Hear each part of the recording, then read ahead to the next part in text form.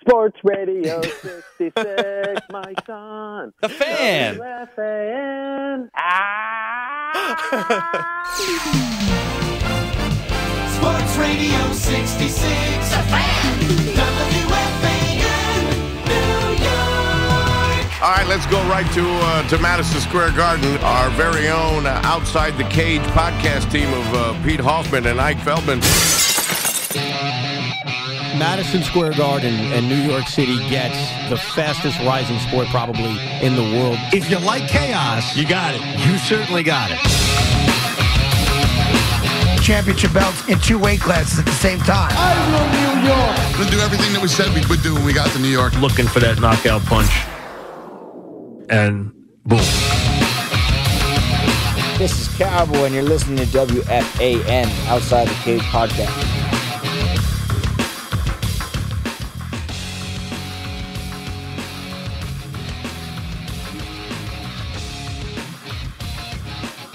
This is WFAN's Outside the Cage with your host, Pete Hoffman, Ike Feldman. Check us out at _ Outside the Cage, at Ike _ CBS. At the Hawk, WFAN. Let's go. That's right.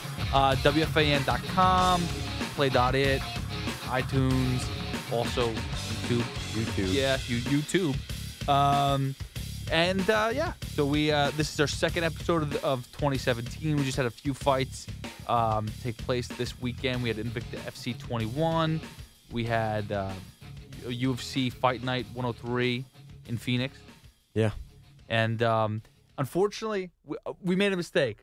We were pumping up the Heather Hardy fight. Didn't make a mistake, but we were pumping up the Heather Hardy fight. And then by the time the podcast aired, her fight was pulled off. So that was... I think I checked Friday, maybe Saturday afternoon. I was like, is our girl Heather fighting? I go, where is she? And she was supposed to lead off the card. Yeah. And nothing. And, I was about to send a tweet. I always try to do it with, we had John Vellante throw him some love. Yeah. No love to be thrown because she didn't fight. No, but we will have Shannon Knapp on of Invicta FC, the president of Invicta FC.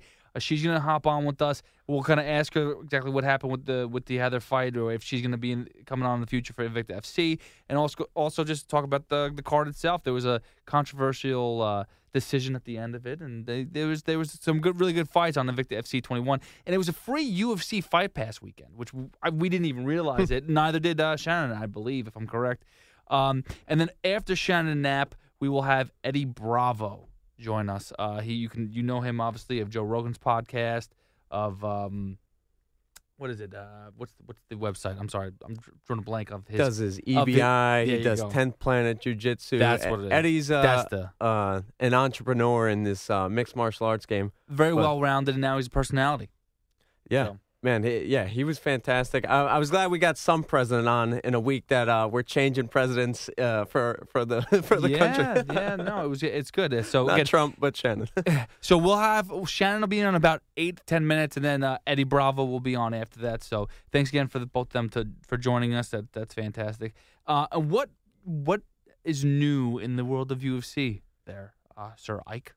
Dude, we have the Mexican Conor McGregor coming out with the Yair Rodriguez. You know, Conor's got the precision strikes, best box in MMA. Now we might see the best kicks in the MMA, and it had to be against our boy, the legendary BJ Penn. And I hope that Penn doesn't retire. You know, they screwed up because it was at UFC 199. They canceled the Dennis Seaver, and then in November, I believe, the Philippines card against Ricardo Lamas got thrown off. Right. And then just the way the universe works, he gets thrown potentially top 5 featherweight, an animal, a 24-year-old beast. I thought he would submit him, but you can't go to the ground if you're getting knocked in the head. It was unbelievable because I sat there. I mean, after the first round, I was like, wow, how did he get out of the first round? The kicks were so ridiculous. They were so accurate. BJ Penn, I'm looking at him going like, he doesn't have a chance. No. Like, they're coming from every single angle. It's like Chris Tucker in Rush Hour 2. Which one of y'all hit me? Yeah. they all kicked him. It was amazing. They came from everywhere. It was phenomenal by Yair Rodriguez.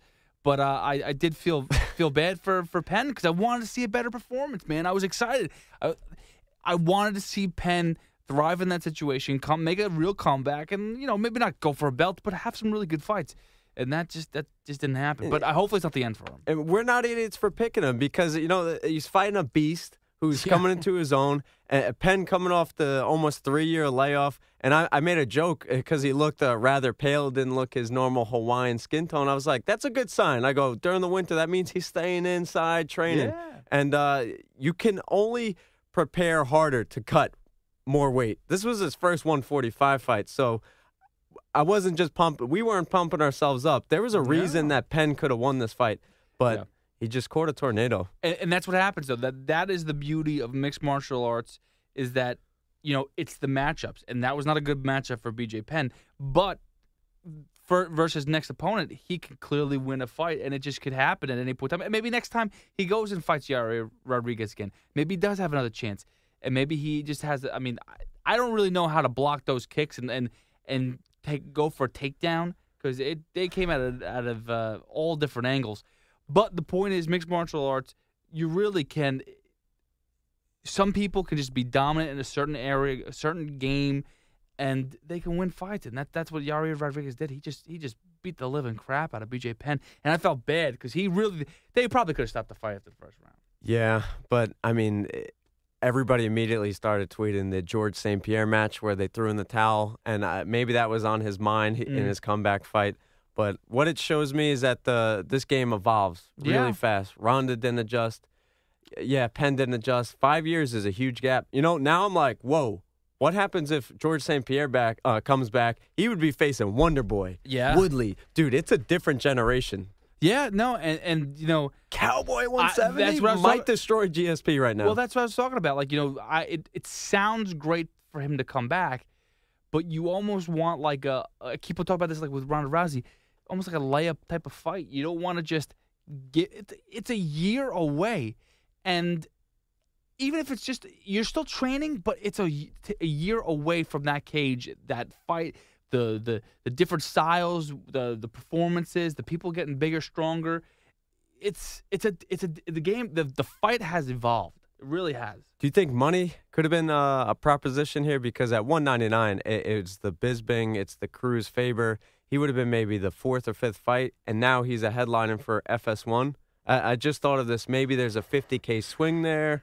Who knows? I mean, I think maybe it's an ego thing. He's the headliner. Wasn't he the headliner though? The last one that they canceled too, though. Yeah. Wasn't that injury though that pulled them out? I thought that's what it was. The whole card got dismantled for some reason. Right. Well, again, Penn is the draw. That's the thing. Is like some of these fights, some of these cards. What we understand is like we've talked about all the time. Like Ike and I.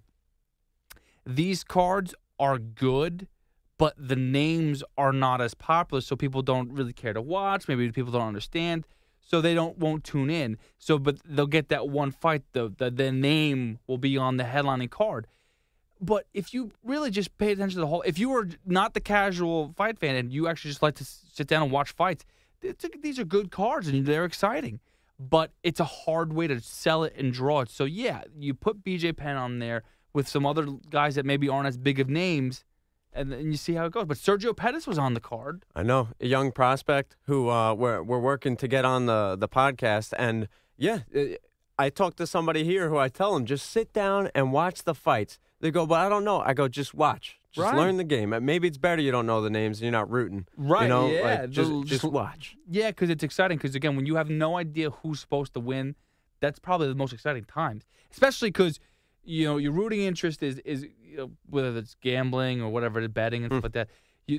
Interest when you root, it's always swayed. But when you go in there, have no idea who these guys are, and then you get a fight like a Woodley Wonder Boy, or you get some of these like Stephan Bonner, Forrest Griffin, where it's just like a bloodbath, and you don't even know who walked away with the winner because it was just so exciting. Those are the fights where it's just like if you are interested at all, that's the. Looking at 206, who would have thought that Swanson Choi would have been a candidate for Fight of the Year? I didn't think it. We picked Choi like it would take him out. But the fans loved it, dude. Yeah. But speaking of Wonder Boy and Thompson, of Wonder Boy and Woodley, I always do that. Wonder Boy and Woodley. I know. They're like a match made in heaven. It's like I don't know who to pick every time. I love these guys. I saw a picture of them together, by the way, on Fox. Like side by side, a split Yeah. screen, or in studio together? In studio, there was Karen Bryant, I there don't was like it. Kenny Florian, Woodley, and Wonder Boy were right next to each other, and they were all together. And I saw Stop. maybe it's an old picture, but it seemed like. And Bryant was the one who tweeted it out, and I'm like, Woodley's talking mad smack about Wonder Boy. Like he's like, I don't like him, blah blah blah. Again, like I remember seeing that. That's just so weird that they'd be like side by side taking pictures together. I love this game, man. Woodley, the MMA is the only sport that you could find a church guy like Thompson, and just stir up some reason to hate him. His father and him have too close a relationship. His feet smell when he kicks me. I mean, I don't know. And then Thompson's like, "What did I do, man? Just sign the fight. Just sign the." Well, that's what it is. It seems like a lot of the Woodley love loss is because of he wants the fights. He wants the fight. There was a rumor between Woodley and Bisping. He's a businessman, right? And it makes sense because in this sport, and we'll have Eddie Bravo on, and I think he touched on this when we interviewed him. They want money. It's time to get paid. Can't blame them. You only have a few year run. Like, dude, Conor McGregor's had. It might seem like he's been around forever, but he's only been in UFC in the headlines. Give you an example. That Seaver fight. So Anik said this. So I think it's the past 3 years they've done this Sunday after the Fox NFC divisional game that goes right to the UFC broadcast.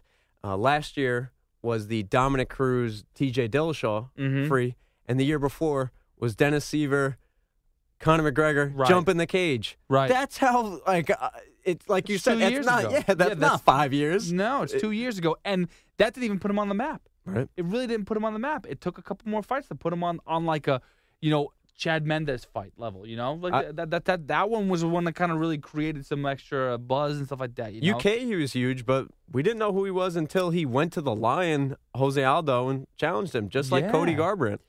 So but I think the fighters are also understanding, since I'm in the spotlight now, I need to make it count. I need money. And hopefully that's what the new management, new ownership will do. We'll start paying some of these fighters. That's really important because we want to see a good product. It's true. We do want to see a good product. And a great product and a great owner, founder, president, Shannon Knapp. Yes. I'm getting better at the segues. I'm trying. No, you're doing great. At Shannon Knapp. That's Knapp. Shan. Sorry, that was at Shan. SHAN KNAPP. That's her Twitter handle. Go check it out. Go check her out. Follow her. She's the president of Invicta FC, and she will be joining us next on WFAN's Outside the Cage. But first, for you YouTubers, YouTube users, not losers. Exclusive. Video is in exclusive. We're trying to work this in. I don't know if we tweet it out or care for it, but it's a video, another medium. Dude, you get to see our faces. I'm sorry about that. We'll talk about something general always. With you guys. Last week It was Goldberg and I believe BJ Penn, which everybody knows. Which he, by the way, was in the. It was all because I saw a picture of it on. I laugh at that freeze frame every time. The freeze frame, and then you saw the GIF of it, and I'm like, what the? And it's, he just seems like a good dude. I know. And it's like, It's oh Canadian. my gosh, why are they? What happened with them? What was the falling out? Canadian. And who's taking over? Which is going to be speculation till 208 takes place. You know what's going to happen, right? It's going to be a hotshot, greasy head guy, slick dressed, and then Rogan's going to be uncomfortable with them. It's not going to last, and then Nope. Rogan's going to leave. Yeah, I think Rogan makes it to. Because Rogan already said Maybe that John Jones, maybe Connor's next fight. Rogan said that he was thinking about leaving before the sale of UFC. Like he said, if they sell, I'm out. But he's adapted, thankfully, and said, now, I'll just do the local fights. I'm not going to travel all over the place. I mean, listen, he still has to travel through the States, but he's not going to go to Brazil as much. He's not going to go to all these other countries and stuff like that. So Yeah. The Brazil was what really started. He said it was Stan and Goldberg in 199, and he's like, I need to go to my kid's birthday. And you can't blame him. He's 48, 49, Yeah. I respect that. He's an honest dude, and he would leave on his own terms. Yeah. But I also heard he was not going to leave as long as Dana's there, and that's I don't know. What is it? Dana 3 or doesn't 5 year? Dana doesn't contract? seem like he's going to be leaving anytime soon. I know, especially now that he's the promoter of this Conor McGregor Mayweather fight. Oh my goodness, Dude, what's your January 2017 take? Say it's going to happen in September. What's your January 17 take of this craziness? it's going to take place? I don't think it's going to happen. Come on. I don't think it's going to happen because Mayweather. All right, so here's the deal. The way I look at it as just someone that's not in the in. I just don't see how You're in the in. I don't see how Mayweather is ever going to be happy about the payday, and I don't think Dana's ever going to allow Conor to fight unless he's wrapped in on it. Like, there's never going to be like, okay, we'll release Conor for X amount of time. You have him, and you can do whatever you want, so Conor can make money. No, Dana wants to make money off of this fight, Of course. and Dana is also smart enough to know that boxing is on the decline right now, and Mayweather has no one to fight. So this Conor McGregor fight would actually look really good for him, for many reasons, especially if Mayweather won, because then he goes 50-0. It's a really big it's a big fight for Mayweather. Mayweather said on Showtime, CBS affiliate, I believe. No, they are. Yeah. He said all he wants for his next fight is Conor. Well, let's see about that though. I just can't see. Conor got the license. I just can't see it happening because I just don't think the money's going to be there. Not that the money won't be there. The money will be there. I don't think Mayweather is going to be happy with whatever amount he gets. And then Conor having a huge ego, huge head going like, wait a second, I've made a lot of money and I'm making more money. I'm the biggest draw right now. People, you should, because Conor's a smart man, but I think he also feels like he knows his pay-per-view numbers. He knows the numbers. Not a big stats guy. I know you are because Yes, I am. kills it in the FAN Fantasy Football League, guys. Fantasy Baseball League. Kills it. Wait, well, hold on. I won fantasy football too. Thank you very much. I did well. I got second in the baseball league, but yes, I'm. Damn, I got last in both. So don't take my betting advice for that. But just throwing some nerdy numbers, stats for you. Yeah.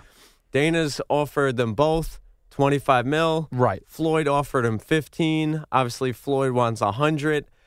Conor's last 4 pay-per-views, 194, 196, 202, 205, all at least 1.2 million pay-per-view buys. Mayweather's last 2, obviously the historic 4.5 against Pacquiao. Right. But then a slight drop off to $400K against Right. Andre Berto, which nobody brings up. So who's the draw there? Conor with 4 consecutive million?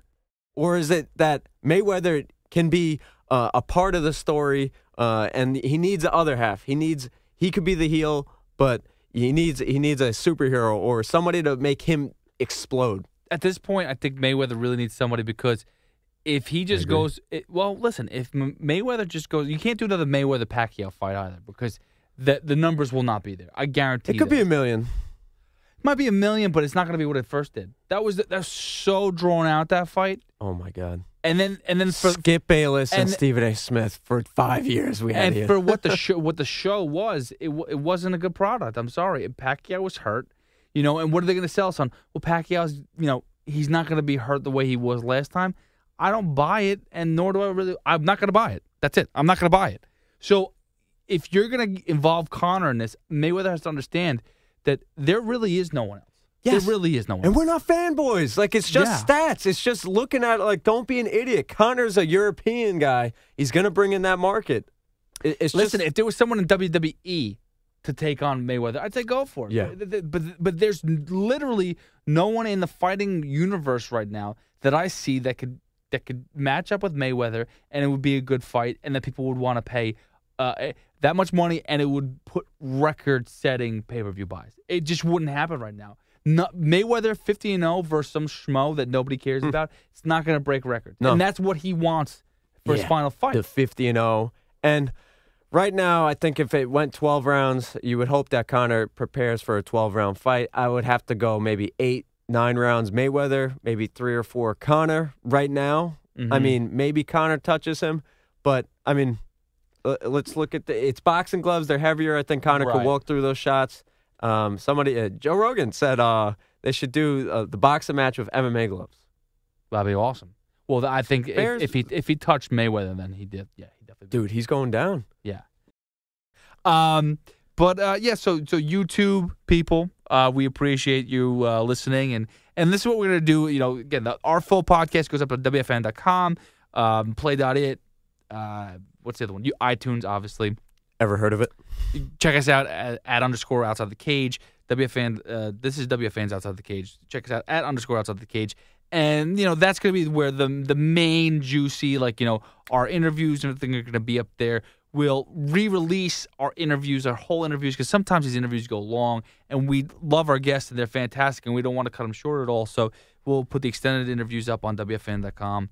But for the YouTube, this is a little extra spicy tease or something like that. We'll try to make things juicier here, too, and whatnot. Maybe curse a little bit. I don't know.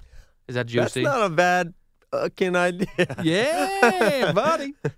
But yeah, for now, so we'll be back next week with the YouTube portion of it. But go to WFAN.com, check out the interviews with Shannon Knapp and with Eddie Bravo. And next week, we will have, hopefully, as of right now, we got Boss Rutan. Oh, you got to do My it. man. I don't know why I made him Arnold. What are you doing? Got to get down. And hopefully some other guests coming on, too. So that's going to be really cool. Some fighters in the UFC right now. Oh, yeah. Looking forward to it. And thanks again for listening. We will see you guys next week. But go to WFAN.com right now. Play.it, iTunes, and go listen to At the Hoff, WFAN, at _ outside the cage. At Ike _CBS. We're blowing up. Yeah. Sort of. Yes. This is the start. But we'll be back. But go check out our other stuff. So listen to some interviews. Okay? Thanks a lot.